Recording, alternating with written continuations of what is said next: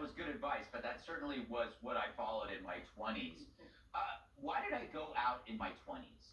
I had nothing at home. I had a TV with four channels. I had a microwave and a boombox. There was nothing keeping me on the sofa. These days, I don't envy these young guys because you really got to have an incentive to go outside.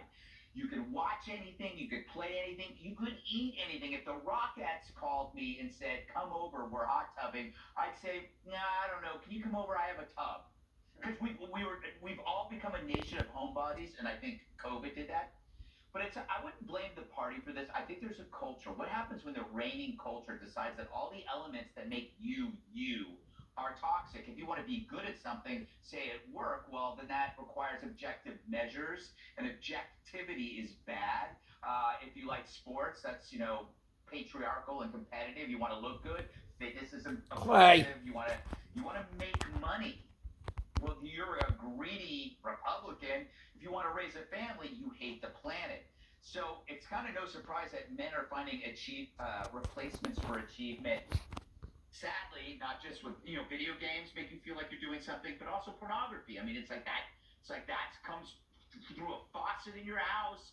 No need to go look for reproductive potential outside when it just comes in, and men find purpose and value in things that our culture today devalues. We've elevated identities that are outside what we would call I don't know, traditional culture, and we've denigrated the things: military service, law and order, and also just raising kids, having a family.